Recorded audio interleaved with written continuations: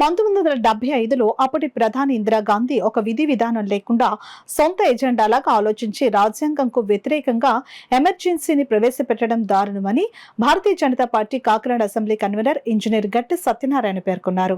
కాకినాడ బాన్గుడి సెంటర్లో గల ఆఫీసులో గట్టి సత్యనారాయణ పార్టీ నాయకులతో కలిసి మీడియా సమావేశం నిర్వహించారు. ఈ సందర్భంగా గట్టి సత్యనారాయణ మాట్లాడుతూ ఎమర్జెన్సీ డేని బీజేపీ నాయకులు అంతా బ్లాక్ డేగా పాటిస్తున్నామని అన్నారు. ఈ కార్యక్రమంలో డివి రాజు, పైడా వెంకటనారాయణ, కొక్కిలిగడ్డ గంగరాజు, కొండేటి గంగాధర్, షేక్ వల్లి, గాలిదేవర శేఖర్, చెక్క రమేష్, అనపర్తి వెంకటేష్, పైడిమల్ల చర్యన్ తదితరులు పాల్గొన్నారు. దేశంలో ఇంటర్నల్ అల్లకొలాలు వచ్చినా అలాగే ఎక్స్టర్నల్ వారు వచ్చినా ఎంకరేజ్ చేయాలి.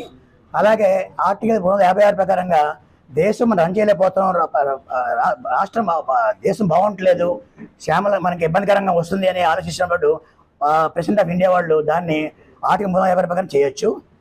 తర్వాత మనకి ఫైనాన్షియల్ క్రైసిస్ ఎక్కువ వచ్చింది, దేశం ఆర్థికంగా వెనబడిపోతుంది, మనం రన్ చేయలేకపోతున్న వ్యవస్థలో ఆర్టికల్ 360 ప్రకారం చేసుకోవచ్చు. కానీ ఇందిరాగాంధీ గారు ఆ 3 ఆర్టికల్ పక్కన పెట్టేసి తనకంటూ ఒక సొంతంగా ఒక ఎజెండా క్రియేట్ చేసుకుని తను కేవలం ఎలక్షన్లో ఓడిపోయినందుకు ఆ రాజనారాయణ గారి మీద వచ్చిన దానికి కోర్టుకు వెళ్తే అలహాబాద్ కోర్టు తీర్పుకి ఈవెన్ని ఎంపీగా కూడా పనిచేయరు, ప్రైమ్ మినిస్టర్గా తీసేయమనుకుంటే దాని ఆ టైంలో తన రాజ్యాధికారి నిలబెట్టే ఉద్దేశంతో ఈ ఎమర్జెన్సీని ఇన్వో చేశారు.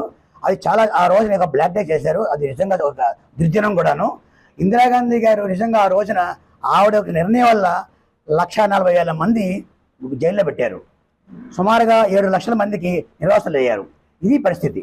కానీ ఆ రోజునే కాన్స్టిట్యూషన్ని బ్రేక్ చేసింది కాంగ్రెస్ అయ్యాం. కానీ ఈ రోజున మాత్రం మన వాళ్ళు ఏమంటారంటే బీజేపీ వస్తే, కమలం గుర్తు వస్తే రాజ్యాంగాన్ని బ్రేక్ చేస్తారు, లేదా రాజ్యాంగం తీసేస్తారు, లేదా ఆర్టికల్ క్యాన్సిల్ చేస్తారని చెప్పడం జరుగుతుంది. ఆవిడ ఆ 21 నెలల్లో 5 సార్లు రాజ్యాంగాన్ని అమెండ్మెంట్ చేశారు. చాలా ఎప్పుడూ చేయలేదు. ఈ కాంగ్రెస్ పాలనలో 75 అమెండ్మెంట్ చేశారు. కానీ మా బీజేపీ అనుకోని పరిస్థితులు ఎప్పుడూ చేయట్లేదు.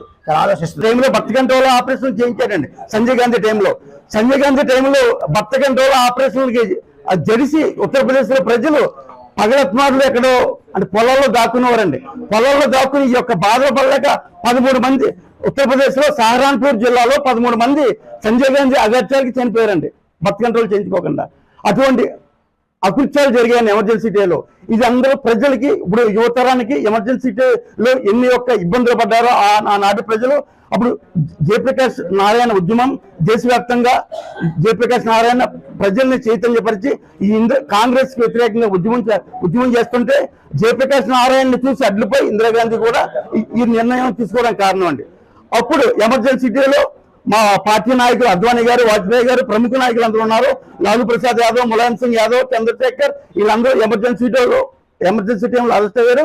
ఒక చిన్న ఉదాహరణ, మీసా చట్టం అండి, మెయింటెనెన్స్ ఇంటర్నల్ సెక్యూరిటీ యాక్ట్ అండి. అప్పుడు అమలు చేసి మన కాకినాడ సిటీలో కూడా మన లోనాని గారిని ఆ రోజుల్లో అరెస్ట్ చేశారండి.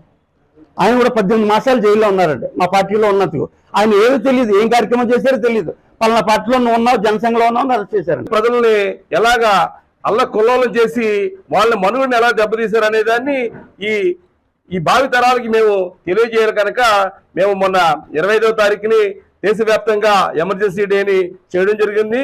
తద్వారానే మీడియా మిత్రులందరూ కూడా ఈరోజు ఆ విషయాన్ని తెలియజేయాలని, మీ ద్వారా భావితరాలకి రానున్న రోజుల్లో భారతీయ జనతా పార్టీ ఇంకొన్నిసార్లు అవకాశం ఇస్తే భారతదేశం శిఖరాగ్ర స్థితికి వెళ్ళి భారతదేశం మన ఏదైతే విశ్వగురువుగా వెళ్ళాలని మోడీ గారు ఆలోచన చేస్తారో ఆ దిశకు మనం వెళ్తే మన పిల్లల భావి తరాలు బాగుంటాయని చెప్పి తెలియజేస్తూ, అదే ఏదైతే కాంగ్రెస్ పార్టీకి సత్తా లేని పార్టీకి అవకాశం ఇస్తే మళ్ళా ఇంకొక 50 సంవత్సరాలు మనం వెనక్కి వెళ్ళిపోతాం. దయచేసి అర్థం చేసుకోండి. ఏదైతే శ్యామ్ ప్రసాద్ ముఖర్జీ గారు జయంతి రేపు 6వ తారీఖున ఉందో ఆ రోజు 1951లోనే ఆయన 370 ఆర్టికల్ రద్దు కోసం ప్రయత్నం చేశాడు. తద్వారానే జనసంఘ్ కానీ జనతా పార్టీ కానీ ఈరోజు భారతీయ జనతా పార్టీగా రూపాంతరం చెందింది. మొన్ననే అప్పుడు 67 సంవత్సరాల తర్వాత ఆ కలర్ నరేంద్ర మోడీ గారి సారథ్యంలో 2019లో 370 ఆర్టికల్ రద్దు అని చెప్పేసి మీ అందరూ కూడా తెలియజేస్తున్నాను.